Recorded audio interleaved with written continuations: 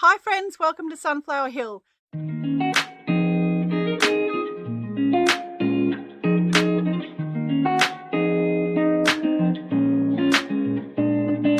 Australia, and this is my homestead. So I'd love to share the journey with you.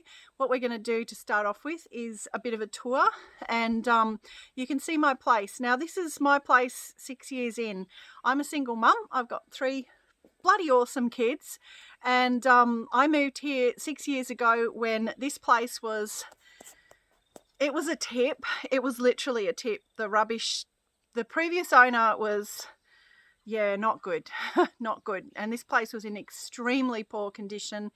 Everything was broken, everything was run down. The place had been empty for a year. So when I started here, I had 3 small kids, ages 2, 5 and 8. I split up with their dad on as we moved in, and I had lost my brother, so it was a pretty tough time. And this place was a mess. So I was really up against it, and it took me a few years to get, to get things going. But I'd like to show you what I've done, what I've got now. I want you to bear in mind that when I first moved here, there was so much rubbish it took 4 years to clear out, and there were no trees except for one big gum tree here. And back to me. And the dead gum tree behind it. And then there's 2 more gum trees over the back. I'll show you all of those things. Hopefully it'll be a little bit inspiring, and you know what? Hopefully it'll be enjoyable, and hopefully you'll learn something.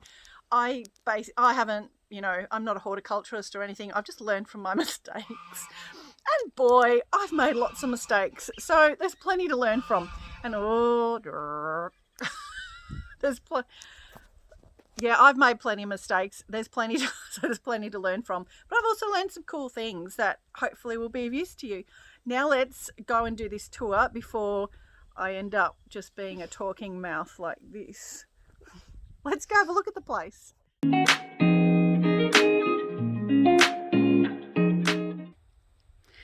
Okay, so this area that I've been standing in front of has gone through many transformations, and particularly this fence is new.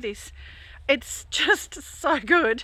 It gives me privacy. Next door there is, I don't know if you can hear that, but there are logging trucks that go past on the road out there. So they hopefully will be finished logging the coop up the road soon. They're quite annoying, but this area has been through many transformations. Behind this fence, which my kid's dad has been helping build, which is great. So I now have some privacy. On the other side of those fences there's yards, and you can see the top of a shearing shed there. So it's absolutely just how it is. That's their neighbour's business, but there is a lot of noise and a lot of disruption, lots of yelling and sheep yelling, and after 5 years it got too much. So I have that wonderful fence, and I have these beautiful trees. When I first bought the place, this was actually not part of the land, but then it was. So there was nothing here, there was just grass. So I've got these trees. I really like, I like having some natives, and this is a local native. This is black wattle, Acacia mearnsii, which is, good for birds and native animals. But I also like having these exotics interspersed because I love it. This is silver birch. They grow really quickly around here. I have a good climate for them. It's quite cool. And wet winters. And they're fire retardant. So this is my north boundary, and so I like to have fire retardant trees. Let's go through to the back. Here we go. And this gate I made myself from, as you can see, a really beautiful old screen door. I just think it's beautiful. So I put these posts in, concreted them in, and just put this here as a gate to the backyard.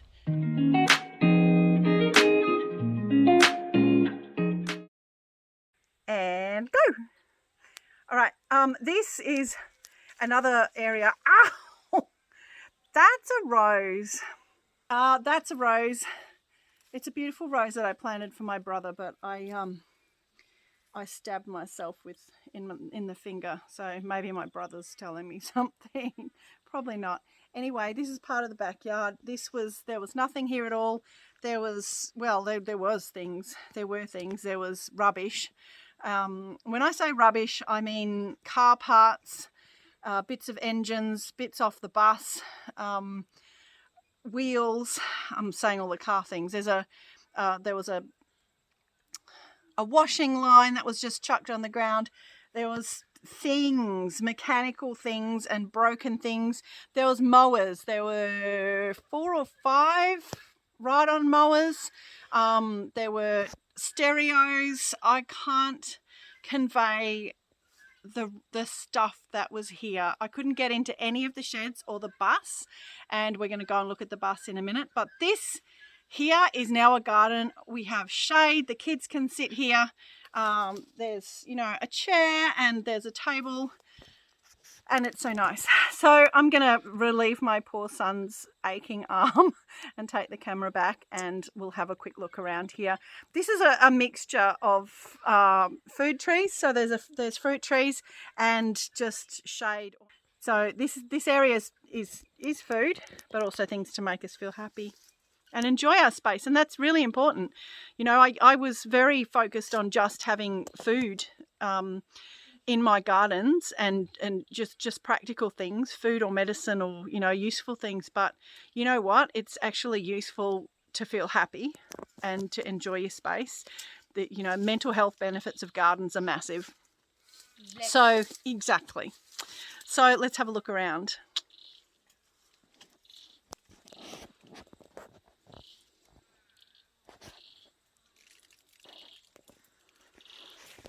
This is a cotinus tree, so beautiful. I can't really see what I'm filming because the sun's quite intense, but it has these gorgeous heart-shaped leaves which just bring so much joy. And in behind here is one of our many apple trees, which my daughter was just crunching, not crunching on the tree, but crunching on one of these apples. They're so good.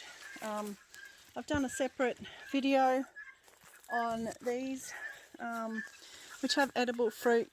They're local natives and the fruit's quite yummy. It really is quite good. It's I'm going on about the fruit because I'm having a mental blank about the name. It's called Boobiella as its common name. Anyway, I'll put it on the screen because I'm just having a mental blank. So these are great because they provide really quick, fast-growing shade, really dense shade. And under here there's Queensland arrowroot, Canna edulis, which produces edible tubers, which we certainly do eat. And this rhubarb under here is not doing very well, but the rhubarb out there is doing exceptionally well. Then there's other fruit trees. There's the rose for my brother. So under here, this is a really, really nice producing, and this just grew from seed. It's a nectarine tree, which just grew from seed. Nectarines and peaches are awesome from seed. Lots of fruit trees are good from seed. Nectarines and peaches are probably the best. And this guy down here is a strawberry guava, and it's a fighter. You can see it's got fruit on it again. You'd think guava in my climate, I'm in southwest Victoria, Australia, and it's quite a cold climate, but this guy has grown and grown just the whole time. It's just quietly, it's a quiet achiever. Where is it? Where's the fruit? It's so hard to see. There you are. You can see it's growing fruit again, and it had fruit last winter. I love something that fruits over winter. Fruit was quite delicious, and I have yeah, and I'm growing some of the seeds. Let's have a look around here. I'm growing fig trees, and these are also the subject of another video on making an income from your homestead or your small acreage or whatever you have. In fact, you can do this on even a fairly small bit of land, even just a normal house block. More figs. This here is another one of my experiments. It's actually not the right spot for it because it doesn't get enough sun. Actually, maybe I should put it around the other side of the shed. Idea. This is just a seedling and propagation's hardening off, growing on sort of shade house. I love this 50% white shade cloth. Have done another video focusing on that as well. More figs, more figs, more figs, more figs, more figs. And in here is my big old Cape gooseberry. These are looking a bit had it, but this is the fruit that they have. And again, I've done another video focusing on this plant. And this is the I was going to say raspberry. Wake up brain. Rhubarb. This is the rhubarb that is doing well and it's thriving. So that, you know, situation for plants, it's incredible. You just give them the right conditions and they thrive. And the other one is, you know, 10 meters away in there. He's not happy. So more figs. This is, oh, I feel so sad about this grape. This grape was doing fabulously until we got a 41 degree day. 41 degrees Celsius that is, which is, I don't know what that is in Fahrenheit, but it's bloody hot. So this guy's a locust tree. It's another really practical tree in my climate. It's super hardy, really tough leaves. Frost doesn't bother it, nothing much bothers it. So that grows into a nice shade tree and produces really quite yummy fruit. They're sort of like apricots, but not. They have a very big seed in them, but they're still good. And this is another nectarine. More gardens here. I'll start going a bit more quickly because this tour is going to take forever. So these are the some more of those Queensland arrowroot and pomegranates. Look at this.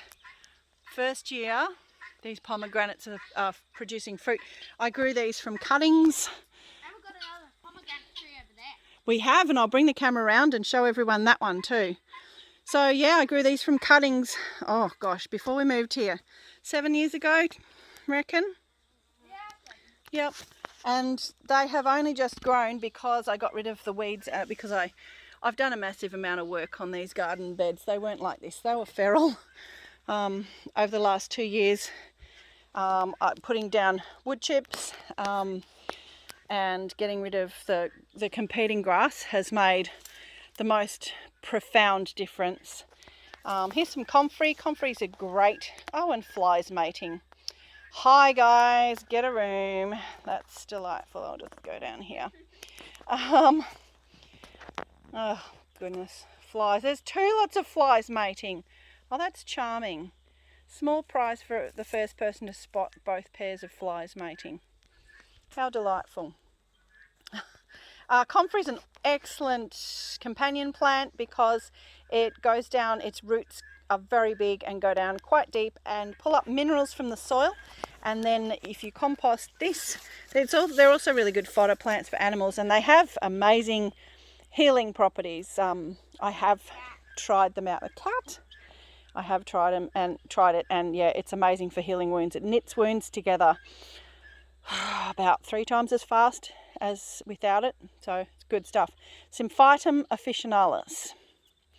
And this here is bog sage, which is a type of salvia. I grow this for the bees because look at these beautiful blue flowers. Bees absolutely love simple blue flowers like this, and it's just really pretty. And there we go. There's a bee getting in there, getting down to work. Good on you, bee. Thanks, mate. This also attracts native bees, like the blue blanded blee. It attracts the blue blanded blee. Okay, and this is the other side of where I was standing before. This beautiful nectarine tree is, gosh, 3 or 4 years from being a seed. It just sprouted here. And it's given me two good years of good crops of fruit now.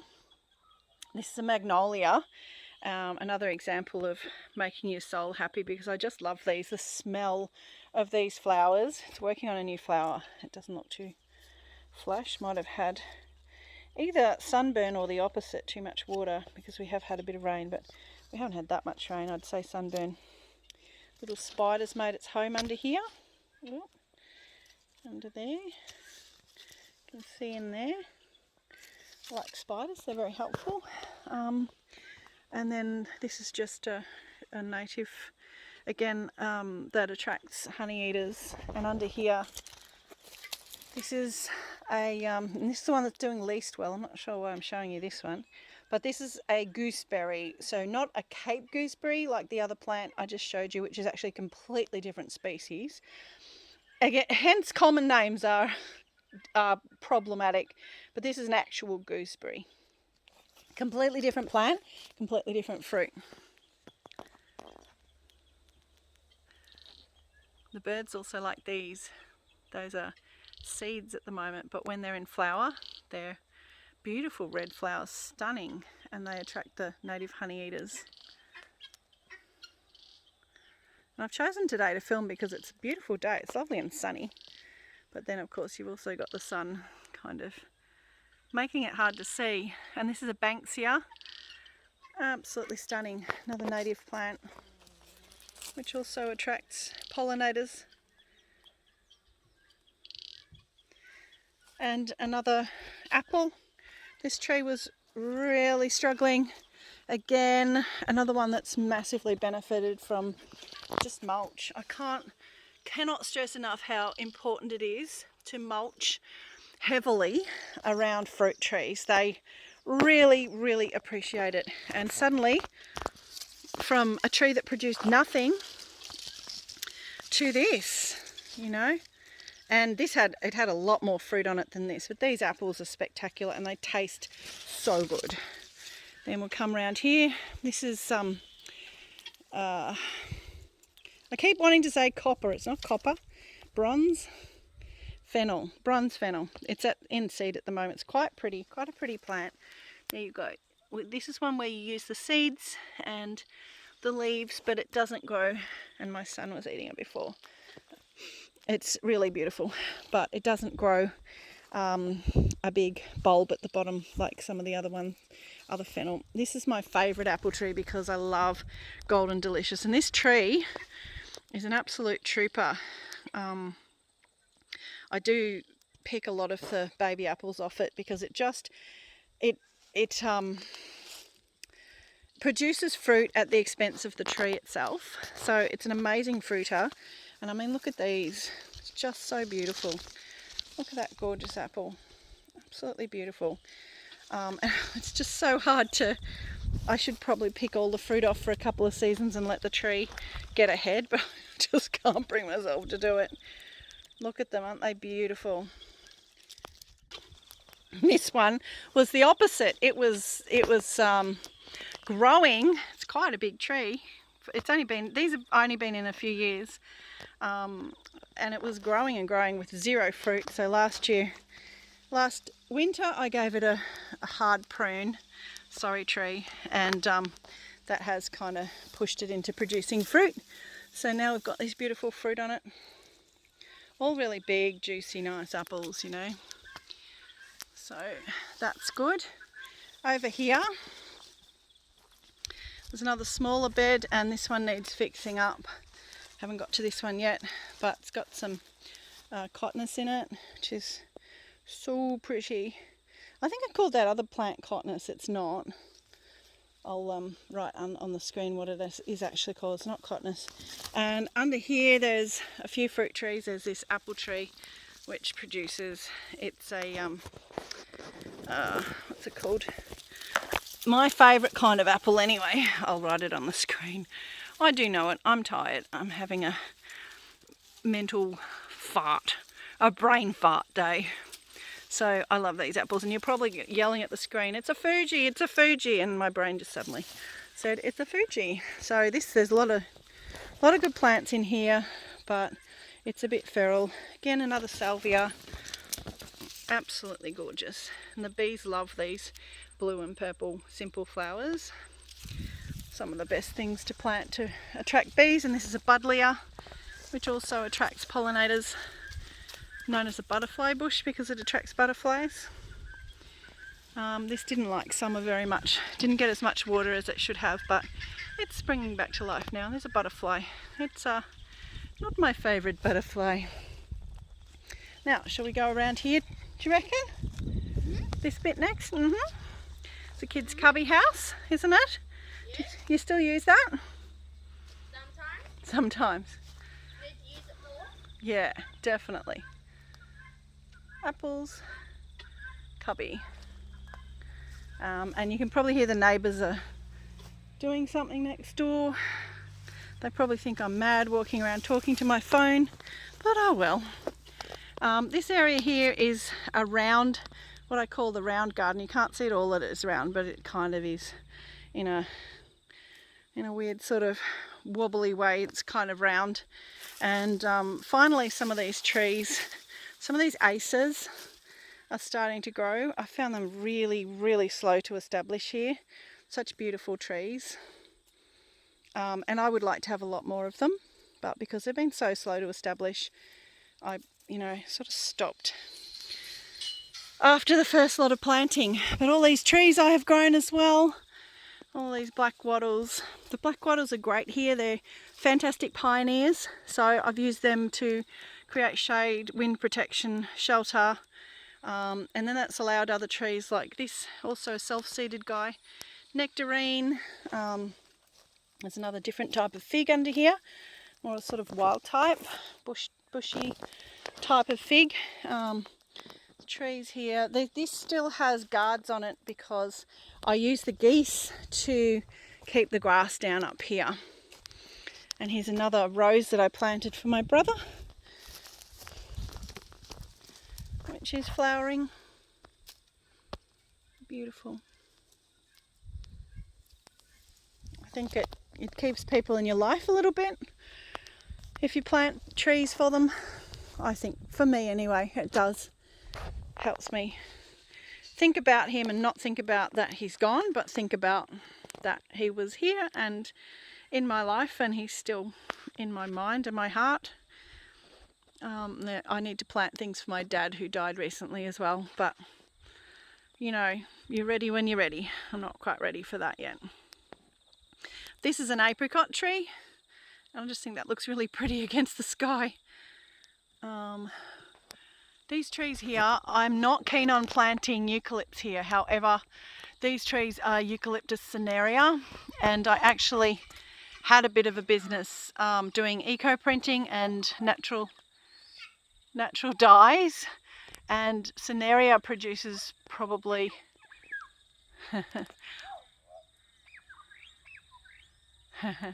letting the bird have a talk. It produces a very strong orange to red natural dye, very colour fast, beautiful tree as well. It's called cinerea because of the coloration. That's called glaucus, that blue silver coloration.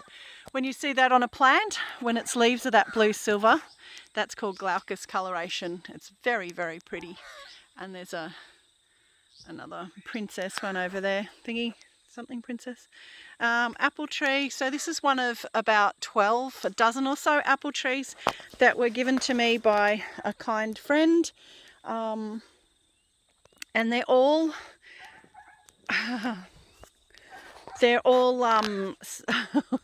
I'm losing the thread because of the dog barking and the bird. They're all heritage breed apples. I don't know what they are, but I'm hoping to get nice apples from them. Apples grow really well in this climate as well. They're another really, really good tree in a cool, fairly wet climate like this, or cool, wet winters and dry summers anyway. And this is a Christmas tree. This was my son's. Hey, have you seen your Christmas tree, Dal? No. Come and have a look. It's growing slowly, but it's growing. So this was our Christmas tree a few Christmases ago. Very slow growing pine of some kind. I had to have it. I just had to have the plant. You had to have it, and now it's growing. Super expensive. Jesus. Look, Quite a bit. it's grown a lot, hasn't it? It's grown heaps. Nice tree. Very slow. Yeah, very slow. Very, very slow. Quite nice out here. It is nice, isn't it? I'm happy with this area. Considering there was nothing, this was just a paddock with, there was a very determined tiger snake. That was the other thing I had here, and I should add that to the introduction. I didn't have just rubbish. I had 15 tiger snakes living immediately under and around the house, and anytime I tried to put gardens in, I'd have a tiger snake in my face. They're very aggressive snakes. Well, no, they can be aggressive, but they certainly don't run away. They don't leave. They're extremely territorial. Once they're in a place, they're in it.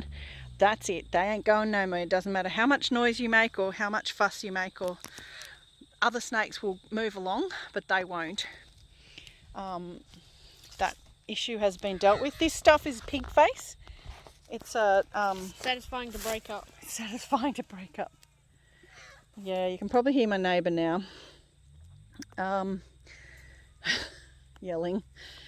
So this stuffed pig face is a local native succulent, and it is edible. It's very mucilaginous, hence my son is saying satisfying to break up. But you can eat this, you can eat the leaves, and they do have nice fruits, but we seem to always miss them, don't we? They do have really quite yummy fruit. The fruit is like a very salty kiwi fruit, so if you feel like putting salt on your kiwi fruit, that might be the one for you. And here we go, look at this. We've got nectarines. This is another self-seeded nectarine tree. It's April. So here in Australia, that's mid-autumn, and we're getting nectarines. So what's actually happened with the self-seeding thing is that it's been great, because they've ended up fruiting over a really long period. Like some trees will fruit early summer, some of them will fruit midsummer, and then we've got this one still going now in autumn. And that's what you want. You want fruit the whole year. So this tree is a little self-seeded one. It's maybe 3 years old, and this is its first crop in autumn. How good is that, kids? Right? I didn't know they didn't grow in autumn. No, they're early summer. Most people harvest nectarines in January, and that's it, they're done. This here is Indigofera australis. So it's a native indigo bearing plant. Indigo is the blue dye that colours jeans, and it's extracted via a rather complex process involving quite exacting pH, and yeah, it's a process. So I did a little bit of indigo dyeing, but I kind of stopped doing that before I really got into the indigo much further. And that's probably, oh, there goes another logging truck. Probably a subject of another video, but this is a very pretty plant, and again, it's leguminous, so it fixes nitrogen. Very handy. There's an olive. We've got an olive tree around the front of the house, and we still have olives in jars from several years ago, and this is a type of native raspberry, Malacca raspberry or Maluka, that produces lots of really, really tasty fruit. That's obviously finished now. This is a pear tree, bear bosque pear, and another apple, and a struggling almond that needs some TLC. I've tried giving it some TLC, but it's one of the trees that taught me to be careful how you plant trees. It does matter, and I didn't plant it very well to start with, and it's struggled ever since. It needs more TLC. This is another Acer. They are such beautiful trees, so gorgeous.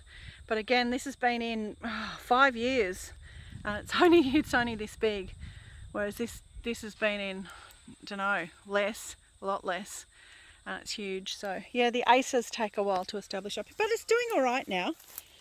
They are resilient. It was eaten by the dog and eaten by goats as well. I think I had a couple of goats for a while. This tree is showing evidence of a pest which is annoying.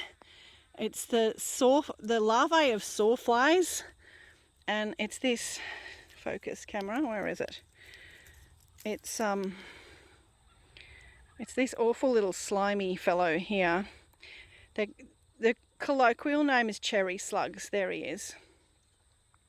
Cherry slugs, and they're not actually slugs. They're actually the larvae of sawfly, which makes them quite hard to prevent because it's a flying thing. You'd have to put insect exclusion netting. This tree is a cross between an apricot and a plum. It's a plum cot, but every year these guys go nuts on it. Plum trees and cherries seem to cop it. The cherries I've just almost given up on. More of the garden. So this is also a bit feral. I'm going to get these under control over winter. These are boysenberries. They grow a lot of fruit. Boysenberries, you need to keep them off the ground because they scramble like this. They're not blackberries. They are boysenberries and they scramble. And behind here, this is another lovely little self-seeded nectarine which grows fantastic, really sweet, stunning fruit. So yeah, I need to liberate it from this invading army of boysenberries.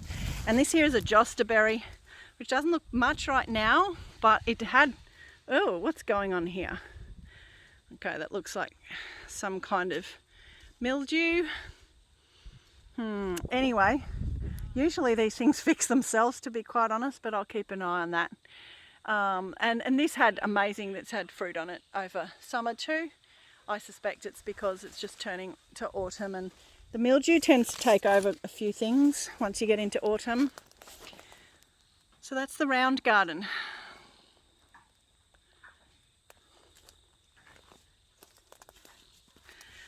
Shall we move along? Yeah. Now this all looks rather feral and messy. It's a lot, not as bad as it looks. It needs a bit of a mow. And again, these boysenberries have got a bit out of hand. But there is down right next to you, there's a guinea fowl. A guinea fowl nesting? Yep, right down there. See, she's sitting on it at the moment. There. Oh, look at that. There's two of them. Oh my goodness, look at this. We won't disturb them too much. Well, there's two guinea fowl in here, as my son points out. Hello, ladies. Life lesson to the viewers. Don't eat elderberries raw, they taste awful. Thank you, darling. I found that out the hard way. My daughter just suggested not to eat elderberries raw, they taste awful. This is better than it looks. It's just at the end of summer these scramble, so I'll just pull them out and chop them back. It's a day's work.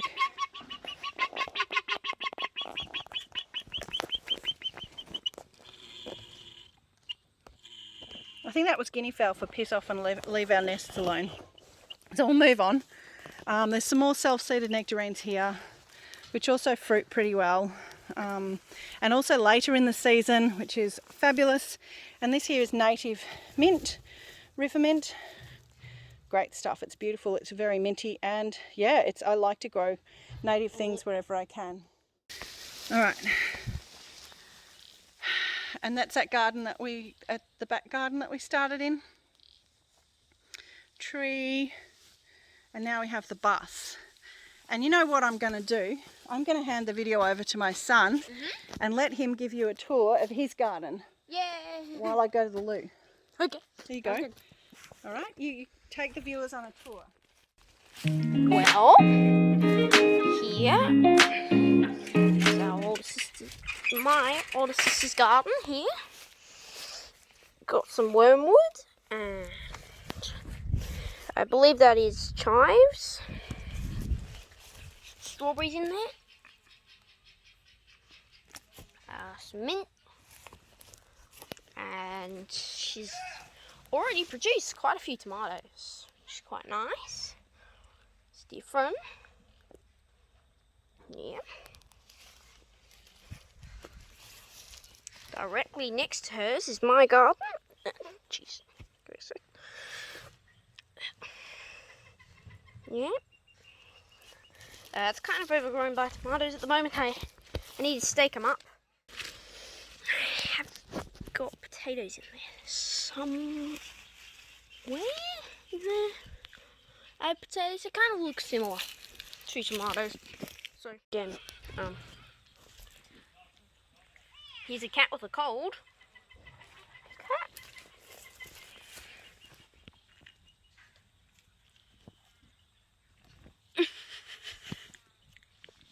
But yeah.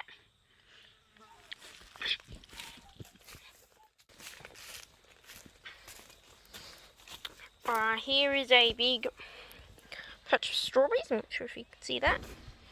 And this cat likes sitting on that patch of strawberries. Also, here's a chicken.